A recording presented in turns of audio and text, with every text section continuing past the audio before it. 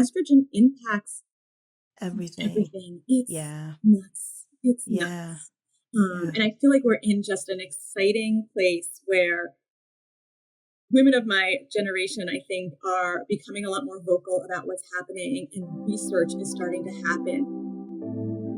Too often, Black women are a mere afterthought in conversations around wellness, but not in this space. On this podcast, the dialogue is always centered around women like you. Welcome to the podcast, but more importantly, welcome to the tribe. Be well, sis. All right. So today I have a registered dietitian with us. Her name is Jen Scheinman, and we are going to be talking about all the things perimenopause, especially as it relates to our nutrition. How are you, Jen? Thank you so much for being here. Thanks for having me. I'm so excited to be here and chat about something that has been kind of near and dear to my heart as I've been kind of going through the perimenopause journey and reevaluating, what fuels my body during this change. So I'm excited to talk to you and your audience a little bit about it. Yes, yes, especially I'm happy to have you here, especially because as I scroll on social media, there is so much like conflicting information specifically geared towards women and then especially geared towards women in this like already fragile, sometimes like confusing time of life. I saw somebody who said that perimenopause is like puberty, but in adulthood. And I'm like, yes, yes, it is.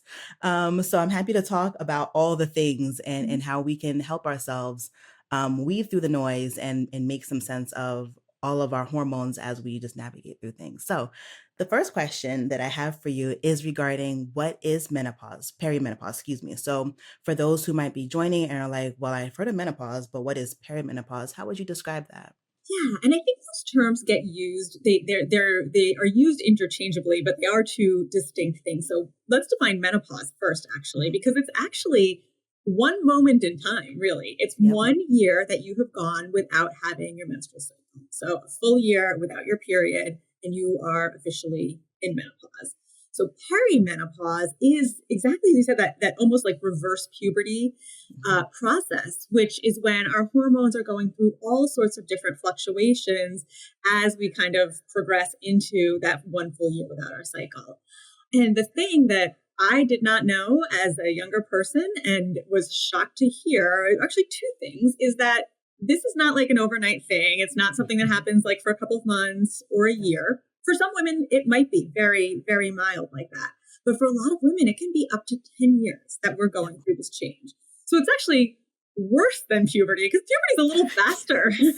Yes. And there's so much support out there for puberty, assuming that like your family and your parents and your friends talk about it, but I Mhm. feel like the menopause transition, perimenopause has been a lot more of a taboo subject. And so women Yes. are really struggling on alone in this. Yeah, I agree. And as I was like doing some research about perimenopause itself, because there was a tweet that I saw that it stood out to me.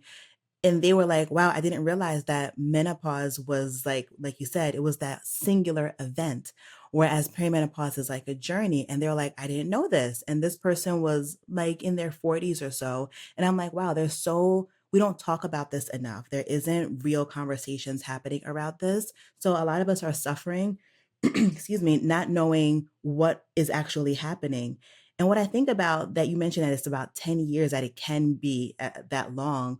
Think about if menopause is like, let's say the average is like in the late 40s. So, like throughout your entire 30s, you're going through it, not realizing not only is it the stressors of life, but also this change, this huge change happening within your body. One thing I want to piggyback on that, because that's such an important point, is so the average age is actually in our early 50s, but Okay.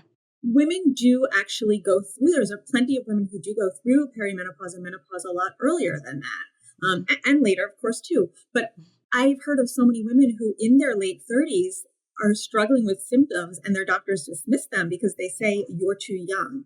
And so I think that, women need to really be more vocal and having conversations. And it could be symptoms are something completely different and not Yeah. menopause related at all. But it also could be perimenopause. And so, if you're being dismissed and you're in your late 30s, I think it's time to find another practitioner. Absolutely. I'm happy you made that point. Super, super important for us to realize that we don't have to be bound to that one practitioner. Like they are not the end all be all.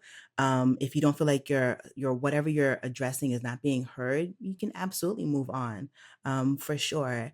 So typically when we think about menopause and like perimenopause in like mainstream society, it's like, oh, hot flashes is like the key thing. What are some other symptoms that are really common that people can experience when they're going through Yeah, perimenopause? so you hit the nail on the head. Most people think hot flashes, and right on the tail, or maybe even higher, is most women complain about some sort of, whether it's weight gain or like a redistribution of their fat. So Yes. they notice that they're becoming like their abdomen is a lot more Mhm. jiggly, more muffin Mhm. toppy, whatever Mhm. sort of descriptive term they Mhm. have for that. So I think Mhm. those are the two real big things. And then the other ones that are also really, really prevalent that aren't talked about as much are the brain changes that happen. So Mm. things like brain fog. I'd even put fatigue in there. But memory, right? I think we think of that as just Oh, like we're getting older. I went into the other room. I can't remember what I went in there for. But it's really even beyond that. It's, having difficulty being able to focus. It's having, memory with words. Like I could be in a sentence, yeah. having a conversation and just I can't get that word out. What is that word? I Same. can't get it out. And those are all of these things are due to the fluctuation that's happening with our hormones, really namely estrogen, but of course progesterone and testosterone play a role in there as well. And then there's a lot of other things that are just sort of less common, but still prevalent, right? And Mhm. so things like mood swings, depression, anxiety, all of those things can be, much more prevalent. Things Mhm. like vaginal dryness, Mhm. things, even more subtle things like changes in body odor, changes in like your gum and oral health. There are almost every organ in your body plays, estrogen plays some sort of role in that. Yep. And so when estrogen levels decline, it's not surprising that other things, are going to come up. Yeah. And I'm so happy that you mentioned how every organ system essentially can be affected by this, because one of my gripes about Western medicine is that we try to compartmentalize the symptoms, not realizing it's happening to one being. So maybe it's all connected. I was reading an article about how um, the anxiety and depression is more so diagnosed in like the mid to late 30s in women in the US. And if we might also be experiencing like the beginning of some hormonal changes, maybe that could be the culprit, you know? Absolutely. So I think it's important for us whenever we're thinking about the things that we're going through, like maybe it actually is connected and maybe let's speak to somebody who can speak to that. In what ways can we support our body's natural adjustment during this time? So what are some key foods that we can think about to have? So the two things that I encourage the women that I work with and myself as well, I think the two things that are, and I don't even want to narrow it to two, but we'll stick with two for simplicity, are protein rich foods and fiber rich foods. Okay. Um, and both of those things are, even before perimenopause, I think are things that women are struggling to get. Probably Yeah. men as well, but women are definitely struggling to get. I notice, most of the women that I work with, at least who are in my age group, which is more in their like mid to late 40s, they're really like they're so enmeshed in this diet culture that they're kind of counting calories, they're limiting things that, they're just sort of like, well, if I only can have, 300 calories this meal, Yep. it's going to be pasta and bread and the things that I enjoy, right? So they're really not getting enough protein. Um, and then fiber as well. So making sure, again, they're like, oh, I ate a big salad, but that Mhm. lettuce is not actually going to be quite as protein rich as something maybe like whole grains or sorry, fiber rich, I meant to say, Mhm. something like whole grains or beans. And so there's that sort of balance of kind of making sure that your plate is full of both nutritious, protein rich foods and high fiber foods as well. And the reason, Mhm. two reasons. One, protein is going to be for muscle strength. That's going to really help to keep your muscles strong, which I am really, really a big advocate for. And Mhm. then also it's going to help keep you full. So if you are struggling with weight gain or just again, that like fat distribution, Yeah. having fiber, having protein is going to help keep you full, keep you feeling energized and less likely to snack and nibble on things throughout the day. That makes good sense. One of the things that I thought about as you were mentioning the fiber. So, yeah, we definitely don't talk about the importance of fiber. Also, in the same breath, when I'm thinking about like diet culture, especially right now, there is like we're going backwards, in my opinion. I felt like the last like 5 years were like, okay, we're progressing, right? And then the past couple of years have been we're going back to like the 90s mentality in my viewpoint, and where like very thin is what's in and that is like the ideal, right?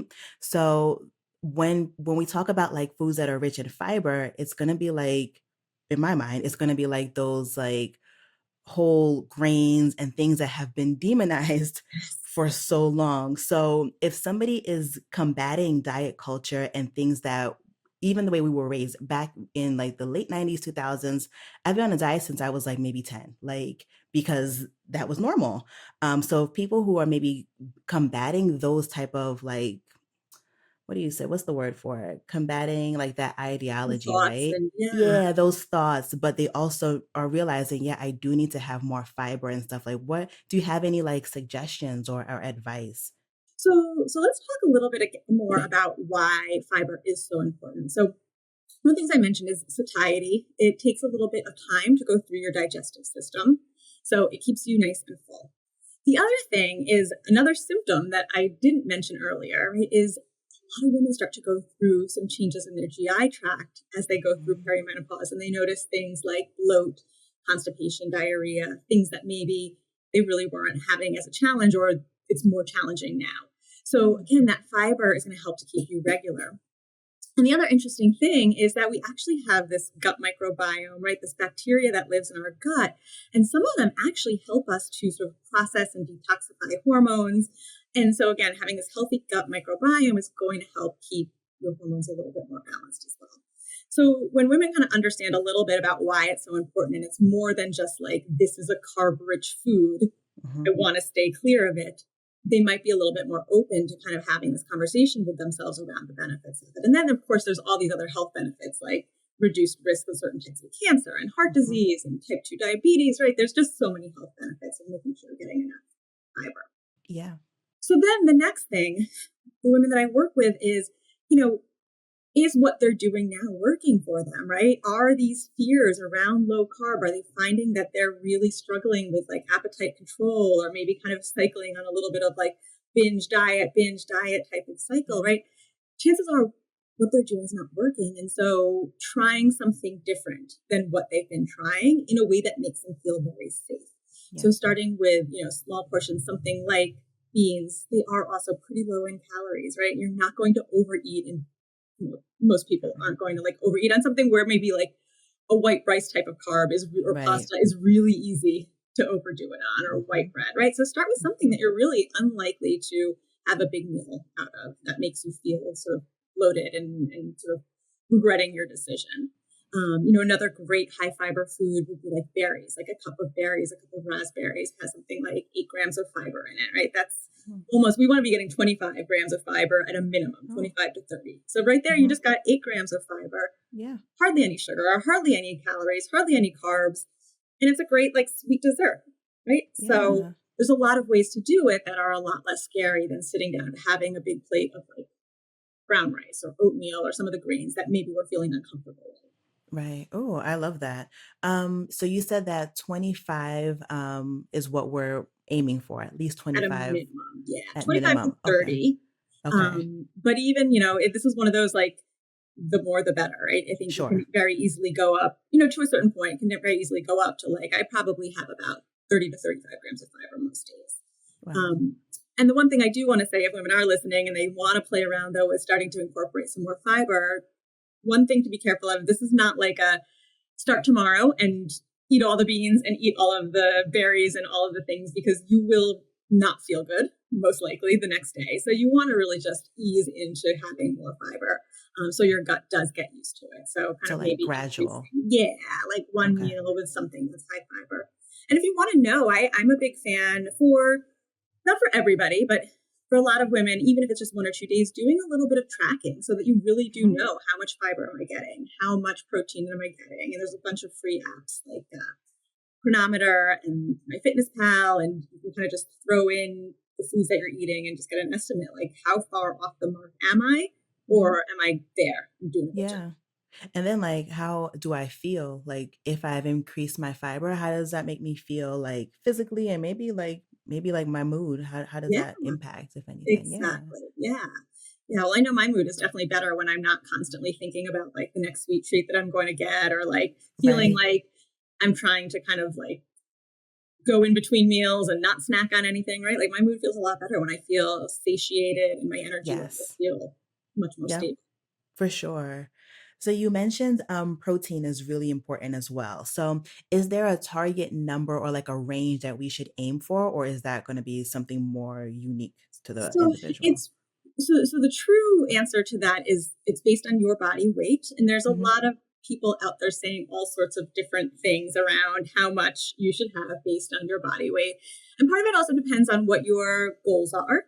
Hmm. Right? Are you trying to lose weight? Are you trying to build muscle? Are you just trying to maintain muscle? So the RDA, that is actually like what the government sort of recommendation is zero 0.8 grams per kilogram, which I actually Okay. think is way too low. That is the bare minimum that you should be Okay. getting. And the reason for that is when the government kind of came up with these recommendations for how many vitamin, how much of each vitamin, Hmm. protein, all of that, it's really to to prevent you from getting disease, not Okay. necessarily to have you thriving and feeling your best. Gotcha. Hmm. So, again, if you're tracking your protein and you're far off and from, you can do there's a lot of like calculators on there. So on the web, Hmm. so you don't need to kind of figure out, well, how many kilograms am I and what's 0.8. But if you're really far off, right, then I think that's a good goal to start with. But if you're Yeah. already making that, I think that most women just sort of on like an average should be aiming for about 100 grams of protein a day, or Okay. like 30 per meal, and then like 10 to 15%. Okay. Some people say like 1 pound for 1 pound of body weight, or 1 pound of your ideal body weight if you're trying to lose weight. I personally want people to be a little more intuitive than sitting there and calculating everything out, unless you're really training for something very specific. Hmm. So a really good rule of thumb is about 30 grams of protein per meal, 10 to 15 per snack. You should be getting, that's a good baseline. And then you can move up from there if you find that you need a little bit more to meet your More. goals. Gotcha. So to the woman who is listening and she's like, you know what, I'm getting all my protein that's necessary. I'm getting the fiber that's necessary, and I pretty much am eating a really balanced whole diet of whole foods. What are some other recommendations that you would say to look out for or to make sure that we include in our diets to really support our hormonal health Yeah. during this time? So there are, again, this is based on sort of your individual symptoms and what you're Mhm, kind of working with. So for a lot of women, for example, sleep, anxiety, stress mm, is really a big thing that they're struggling with. mhm, And for that, I really like looking at making sure they're getting enough magnesium in their diet. And so potentially a magnesium supplement. There's some great herbs and teas that can be, they're called adaptogenic herbs and teas that can be very calming and soothing. So one of my favorites is something called tulsi or mhm, holy basil. It's an ancient, really like Ayurvedic herb. I drink it in tea form. You can get it I've seen it in like regular supermarkets, but usually in like a Whole Foods or, mhm, a health food store, you can find tulsi tea. And to me, that is just this like very soothing, calming tea. mhm, For things like hot flashes, there are some other herbs that can be helpful. Things like black cohosh and mm, things like maca can be really sort of energizing and helpful as well. So it's really kind of depends on what you're trying to mhm, work with and what you're trying to balance. But there's a couple things that I think, again, outside of just perimenopause, but just women's health and women's sort of like healthy aging that I think are foundational things that should be in most women's kind mhm. of repertoire. Yes. A few supplements that I think we all should really consider taking. And again, Mm, this is working with your healthcare practitioner. So this is kind of like not meant to be like a full blanket statement, but most women right. can benefit from a multivitamin. Again, even if your diet is really well balanced, I know I don't always hit all of my micronutrient needs. Our food supply is not quite as nourishing as it once was, right? Nope. So we want to make Yep. sure that we're getting kind of all the basic vitamins and minerals. Another thing I think is really helpful is a probiotic or eating 2 probiotic-rich foods a day. So things like kimchi, sauerkraut, yogurt, kombucha, trying to get all those probiotics again for that gut health. Mhm. I think I talked about magnesium. Most women could probably benefit from vitamin D. I see a lot of women are Yeah. deficient in vitamin D, but again, that's Mhm. something you would want to check because it is fat soluble, which means you Mhm. actually can have too much of it. So I Mhm. like women to check their levels on that and make sure they have enough. And then omega-3 fatty acids. Again, you can get that through diet. Making sure you're having like lots of healthy fish, fatty fish like salmon, and also things like nuts and seeds, and walnuts especially are a great one. Those are great ways to get these healthy anti-inflammatory fats in our diet. But again, most of us are struggling to do that. So I Mhm. think doing an omega-3 supplement would be great. And then there's another sort of newer supplement that I've been really keen on. It's something called Mitop Pure, and Mhm. it's it's a urolithin A supplement, which most people have never heard of, and I've just really Yes. kind of discovered this a few years ago. And I just, in transparency, I do work with Timeline, who is the makers of Mitopure, but Mhm. I'm going to kind of do a little mini biology lesson and hopefully not Yes, scare people please. too much. But No. we have inside of ourselves, if like we remember high school biology, we learned about the powerhouse of the cell, right? The mitochondria. Yep. And there is so much research coming out about the role of the mitochondria in healthy aging, and so many diseases from, you know, muscle loss to neurodegenerative diseases, heart disease. All of these have a common thread in them, and it's this decline in our mitochondria. When our cells aren't getting adequate energy to do their job, the cells Mhm. start to kind of fail. And Yeah. mitochondrial decline is sort of part of the aging process. That's just part of what happens. So this supplement called urolithin A helps to kind of revitalize and rejuvenate those energy centers in our cells. So our cells act in a more youthful way. And the Mhm. research around this has been really, really interesting to me. And again, for women who are going through perimenopause, 2 big areas that we struggle with are muscle and Mhm. brain, right? We start to Mhm. lose muscle mass. We start I talked about in the beginning, we start to have issues with our memory. And part of that is the mitochondria actually have estrogen receptors on them, and they Didn't are know. susceptible to, just like everything else, to sort of this Huh. decline in estrogen. So Oh.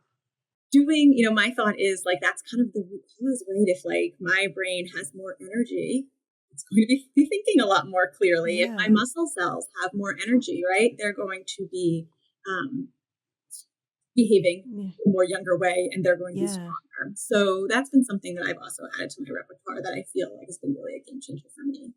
Wow. I am like struck. I did not know that there were estrogen receptors on the mitochondria. I did not know that. I So I'm just like, learned that in like the past wow, year as I've really been diving into menopause and just all these changes. I mean, estrogen impacts everything. everything. It's Yeah. nuts. It's Yeah. nuts.